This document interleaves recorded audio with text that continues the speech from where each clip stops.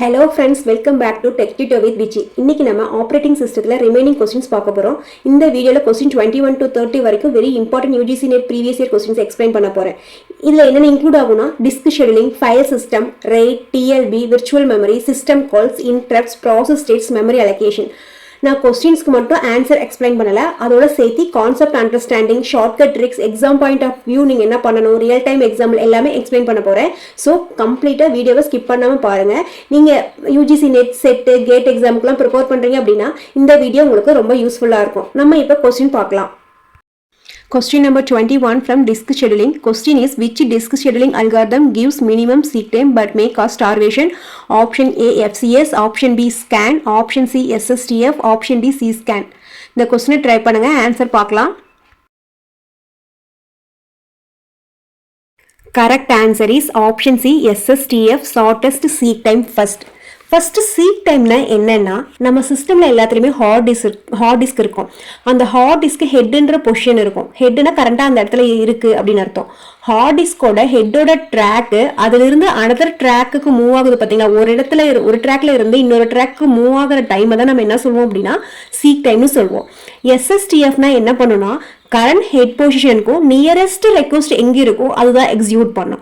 For example, இப்போ வந்து ஹெட்டோட track வந்து 50 இருக்குது அப்படின்னா எனக்கு ரெக்வஸ்ட் வந்து 45, 48, 90, 120 இருக்குன்னா 50ல இருந்து எது ஷார்ட்டஸ்ட் சீக் டைம்? 48 வந்து 2 டிஃபரன்ஸ் இருக்கு, 45 வந்து 5 டிஃபரன்ஸ் இருக்கு.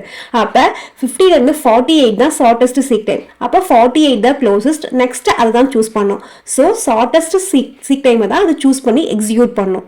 இது வந்து ஃபாஸ்ட்டாக பர்ஃபார்மன்ஸ் கொடுக்கும். இங்கே என்ன ப்ராப்ளம் அப்படின்னா, ஃபார் அவே ரெக்வஸ்ட். இப்போ ஃபார் எக்ஸாம்பிள் 50 இருக்கு, அதில் வந்து 120 ரெக்வஸ்ட் இருக்குன்னா ரொம்ப தூரமாக இருக்கு. 50க்கும் 120க்கும் 70 டிஃபரன்ஸ் இருக்கு. இது வந்து ரொம்ப நேரமாக வெயிட் பண்ணிக்கிட்டே இருக்கிற மாதிரி இருக்கும். ஸ்டார்வேஷன்ஸ் இருக்கும். நம்ம SJF பார்க்குற மாதிரியே இங்கேயும் இந்த SSTFல ஸ்டார்வேஷன்ஸ் இருக்கும்.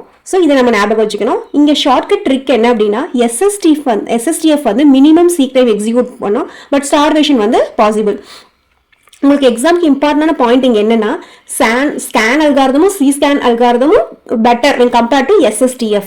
C-scan வந்து கிவ் யூனிஃபார்ம் வெயிட்டிங் டைம் கொடுக்கும். ஸோ இதை கம்பேர் பண்ணும்போது ஸ்கேனும் C-scanனும் பெட்டர் அப்படின்னு சொல்லி நம்ம சொல்லலாம். Question number 22 from Unix file system in inode. இந்த inode கான்செப்ட் வந்து ரொம்ப ரொம்ப முக்கியம் யூனிக்ஸ் ஃபைல் சிஸ்டத்தில். கொஸ்டின் என்னன்னா, what does inode store? inode என்ன ஸ்டோர் பண்ணணும்னு கேட்குறாங்க. Options file name and data, only file data blocks, file metadata and block pointers, directory structure. Answer try பண்ணுங்க, நம்ம ஆன்சர் பார்க்கலாம். Correct answer is option C, file metadata and block pointers, not the file name.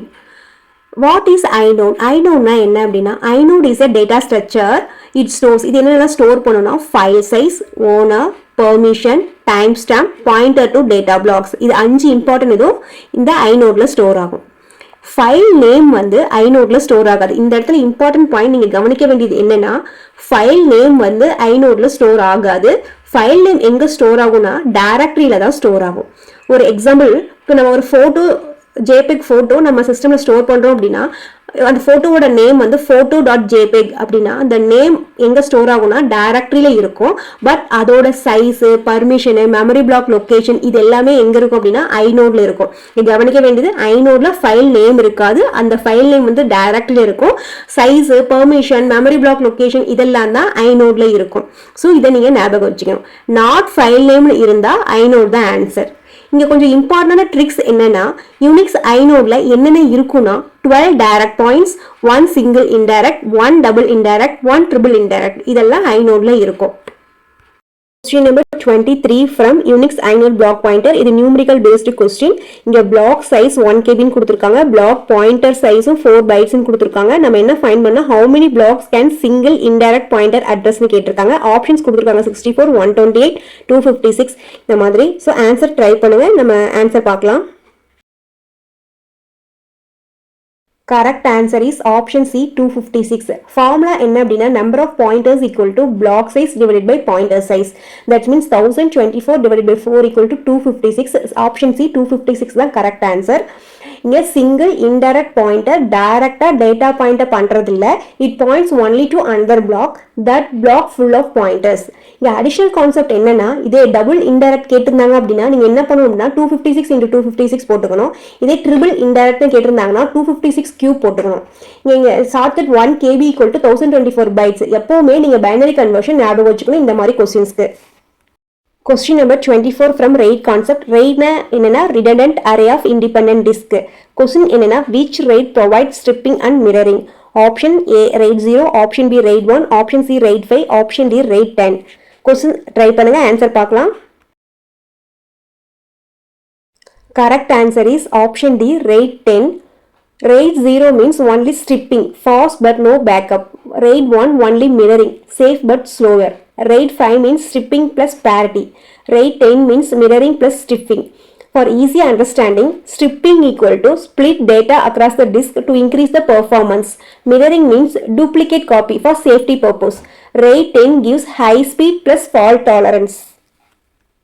Question number 25 from TLB. TLB means translation look-aside buffer used to option A store page data, option B speed up virtual to physical address translation, option C prevent page fall, option D manage disk cache. Question try பண்ணுங்க, answer பார்க்கலாம். Correct answer is option B speed up virtual to physical address translation. First why TLB needed? நம்ம எதுக்காக TLB வேணும் அப்படின்னா CPU virtual அட்ரஸை generate பண்ணும். OS என்ன பண்ணணும், அந்த விர்ச்சுவல் அட்ரஸை ஃபிசிக்கல் அட்ரஸாக கன்வெர்ட் பண்ணும். எதை யூஸ் பண்ணினா பேஜ் டேபிளை யூஸ் பண்ணி. ஒவ்வொரு டைமும் மெமரி செக் பண்ணும்போது ஸ்லோவாகும். ஸோ அதனால் நம்ம TLB கேட்ச் யூஸ் பண்ணுறோம். இதில் ரெண்டு கான்செப்ட் இருக்குது, TLB hit and TLB miss. TLB ஹிட்னா நம்ம தேடுற அட்ரஸ் TLBல இருந்துச்சுன்னா அது TLB ஹிட், டைரக்டாக நமக்கு ஃபிசிக்கல் அட்ரஸ் கிடைக்கும், ஃபாஸ்ட்டாக நம்மளால் அக்சஸ் பண்ணிக்க முடியும். TLB மிஸ் அப்படின்னா நம்ம தேடுற டேபிள் அங்கே TLBல இருக்காது, நம்ம மெயின் மெமரியில் போய் எட்டு வர மாதிரி இருக்கும். அதுதான் TLB மிஸ். இது கொஞ்சம் ஸ்லோவாக இருக்கும்.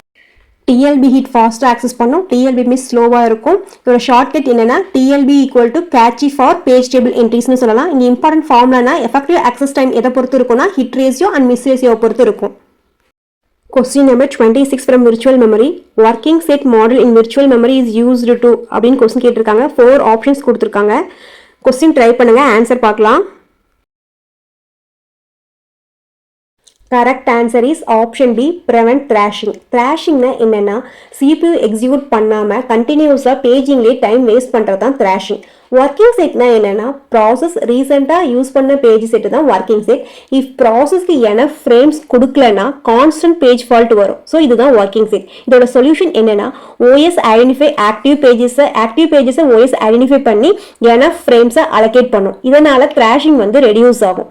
ஷார்ட்கட் என்னன்னா ஒர்க்கிங் செட் = ஆக்டிவ் பேஜஸ். இது எதுக்காக யூஸ் ஆகுது? To prevent thrashing. Question number 27 from system call. Which system call is used to create a new process in Unix or Linux? Option A exec, option B create, option C fork, option D spam. Unix Linuxல new process create பண்ண என்ன use பண்ணுவோம் அப்படின்னு கேட்டிருக்காங்க question.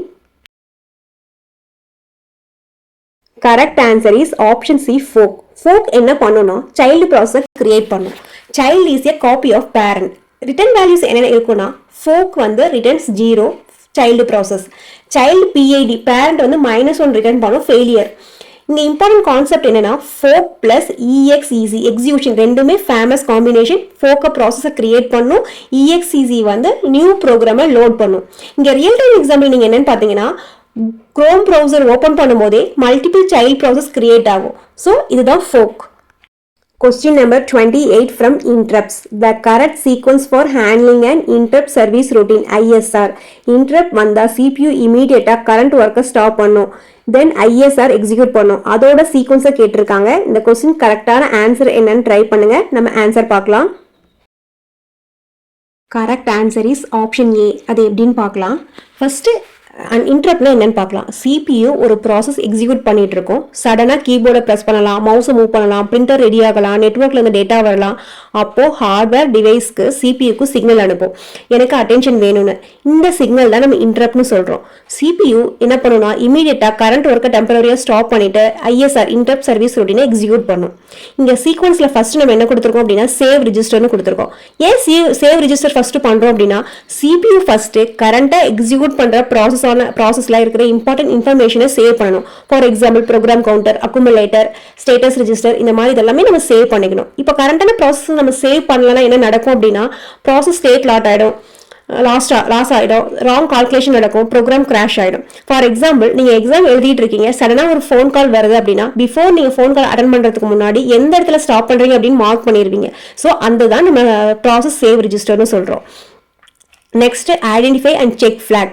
இங்கே என்ன நடக்கும்னா CPU identify பண்ணும் யார்கிட்ட இருந்து இந்த இன்டரப்ட் வருது. பிகாஸ் மல்டிபிள் டிவைஸ் இன்டரப்டை சென்ட் பண்ணும், கீபோர்ட், மவுஸ், டிஸ்க், பிரிண்டர். இப்போ யார்கிட்ட இருந்து நம்ம இந்த இன்டரப்ட் வருது, இந்த இன்டரப்ட் ஃபிளாக் ரைஸ் ஆகுது அப்படின்னு நம்ம செக் பண்ணணும். Next service device. மெயினாக ISR ஒர்க் வந்து இங்கே தான் நடக்கும். CPU ஆக்சுவலாக என்ன டாஸ்க் பர்ஃபார்ம் பண்ணுமோ அது இங்கே தான் பர்ஃபார்ம் பண்ணும். எக்ஸாம்பிள் இப்போ கீபோர்ட்லேருந்து இன்டரப்ட் வருதுன்னா கீ வேல்யூவை ரீட் பண்ணும், பஃபரில் ஸ்டோர் பண்ணும். டிஸ்க் இன்டரப்ட் வருதுன்னா டேட்டா டிரான்ஸ்ஃபரை கம்ப்ளீட் பண்ணும். பிரிண்டர் இன்டரப்ட் வருதுன்னா நெக்ஸ்ட் கேரக்டரை சென்ட் பண்ணும். சிம்பிள் மீனிங் என்னன்னா டிவைஸ்க்கு ரெக்வயர்டான டாஸ்க்கை இங்கே பெர்ஃபார்ம் பண்ணும். ISR வந்து ஃபாஸ்ட்டாக இருக்கும், ஷார்ட்டாக இருக்கும். பிகாஸ் CPUவோட மெயின் ப்ராசஸே இங்கே வெயிட் பண்ணிட்டு இருக்கோம், இங்கே இன்டரப்ட் ப்ராசஸ் எக்ஸிக்யூட் ஆகிட்டு இருக்கும். அதனால நெக்ஸ்ட் ரீஸ்டோர் ரெஜிஸ்டர். இங்கே என்ன நடக்கும்னா ISR முடிஞ்சதுக்கு அப்புறம் ப்ரீவியஸ் ப்ராசஸ் என்னன்னு அதை ரீஸ்டோர் பண்ணி அதை எக்ஸிக்யூட் பண்ணும். அதுதான் ரீஸ்டோர் ரெஜிஸ்டர். நெக்ஸ்ட் வந்து enable interrupt. Final step during ISR execution usually இன்டரப்ட்லாம் டெம்பரரியாக டிசேபிள் பண்ணியிருப்போம். ஏன் டிசேபிள் பண்ணுறோம் அப்படின்னா புதுசாக ஒரு இன்டரப்ட் வந்து அது கன்ஃபியூஸ் ஆகும் அப்படிங்கிறதுக்காக அதை டிசேபிள் பண்ணியிருப்போம். இதுக்கு மீனிங் என்ன அப்படின்னா எனேபிள் இன்டரப்ட்னா CPU வந்து நெக்ஸ்ட் இன்டரப்ட் வந்தால் ரெடியாக இருக்குது அதை ஃபேஸ் பண்ணுறதுக்கு அப்படின்னு சொல்கிறதா எனேபிள் இன்டரப்ட். இங்கே மெமரி ட்ரிக் என்னன்னா SI, SRE, S for save register, I for identify interrupt, S for save device, R for restore register, E for enable interrupt. Question number 29 from process states. இந்த process ஸ்டேட்லேருந்து எப்பவுமே UGC net ஒரு questions அடிக்கடிக்கு வந்துடுது, நல்லா பார்த்துக்கோங்க. எ process moves from running state to ready state when. ஒரு process வந்து running ஸ்டேட்லேருந்து ready state எப்போ போகும் அப்படின்னு கொடுத்துருக்காங்க. 4 ஆப்ஷன்ஸ் கொடுத்துருக்காங்க. இந்த கொஸ்டினுக்கு ஆன்சர் ட்ரை பண்ணுங்க, நம்ம ஆன்சர் பார்க்கலாம். Correct answer option B, pre-emption அல்லது டைம் குவாண்டம் எக்ஸ்பைரி அப்படின்னு சொல்லலாம். இங்கே ப்ராசஸ் ஸ்டேட்ஸ் நீங்கள் நல்லா ஞாபகம் வச்சுக்க வேண்டியது ரெடி, ரன்னிங், பிளாக்டு. ரெடி அப்படின்னா வெயிட்டிங் ஃபார் சிபியூக்காக வெயிட் பண்ணி லைனில் நிற்கும். ரன்னிங் அப்படின்னா ப்ராசஸ் எக்ஸிக்யூட் ஆகிட்டு இருக்கும். பிளாக் அப்படின்னா எதுக்காவது வெயிட் பண்ணுது, இன்புட் அவுட்புட் வேணும் அப்படின்னு வெயிட் பண்ணுறதா பிளாக்டு ஸ்டேட்டில் இருக்கும். இந்த 3 ஸ்டேட் ரொம்ப ரொம்ப முக்கியம். இதில் இம்பார்ட்டன்ட் டிரான்சாக்ஷன் என்னன்னா ரன்னிங் டு ரெடினா, ரன்னிங்ல இருந்து எப்போ ரெடிக்கு வரும் அப்படின்னா ஏதாவது ஒரு ப்ரீஎம்ஷன் வந்துச்சுன்னா, திடீர்னு ஒரு ப்ரீஎம்ஷன் இன்டரப்ட் வந்துச்சு அப்படின்னா ரன்னிங்ல இருந்து ரெடிக்கு போகும். நெக்ஸ்ட் ரன்னிங் டு பிளாக் எப்போ வரும்னா ஏதாவது இன்புட் அவுட்புட் ரெக்வஸ்ட் வேணும் அப்படின்னா ரன்னிங்ல இருந்து பிளாக்கு வரும். இன்புட்காக வெயிட் பண்ணது அப்படின்னா நம்ம ரன்னிங்ல இருந்து பிளாக்கு எடுத்து போடுவோம். நெக்ஸ்ட் பிளாக்ல இருந்து ரெடிக்கு எப்போ போகும்னா அந்த கேட்ட இன்புட் எனக்கு கிடைச்சிருச்சு, IO கம்ப்ளீட் ஆயிடுச்சு அப்படின்னா பிளாக்ல இருந்து ரெடிக்கு வரும். ஸோ ப்ரீஎம்ஷன் அக்கரானா மட்டும்தான் ரன்னிங்ல இருந்து ரெடிக்கு போகும். இது ரொம்ப ரொம்ப ரொம்ப முக்கியம், ஞாபகம் வச்சுக்கோங்க. Question number 30. This is the last question. Continuous memory allocation. Which memory allocation strategy leads to best utilization with minimum external fragmentation? Option A first fit, Option B worst fit, Option C best fit, Option D next fit. இந்த கொஸ்டினுக்கு answer try பண்ணுங்க, answer பார்க்கலாம். Correct answer is option C, best fit. Smallest sufficient பிளாக்கை choose பண்ணுறது தான் best fit. So memory waste கம்மியாகும். First ஃபிட்னா first available பிளாக்லேயே போட்டுரும். ஒஸ்ட் ஃபிட்னா இருக்கிறதுலே லார்ஜஸ்ட் பிளாக்ல போய் போடும். நெக்ஸ்ட் ஃபிட் அப்படின்னா கண்டினியூ சர்ச் பண்ணி from last position continue search பண்ணும். ட்ராபேக் வந்து best fit scans all the blocks, so கொஞ்சம் ஸ்லோவாக இருக்கும். பட் லெஸ் வேஸ்டேஜ் எது அப்படின்னு பார்த்தீங்கன்னா best fit, best for more searching. Thank you friends. நம்ம ஆப்ரேட்டிங் சிஸ்டத்தில் டோட்டலாக 30 கொஸ்டின்ஸ் பார்த்துருக்கோம். ஃபர்ஸ்ட் வீடியோவில் 20 கொஸ்டின்ஸ், இப்போ 10 கொஸ்டின்ஸ். இது ரொம்ப ரொம்ப ரொம்ப முக்கியமான கான்செப்ட்ஸ்.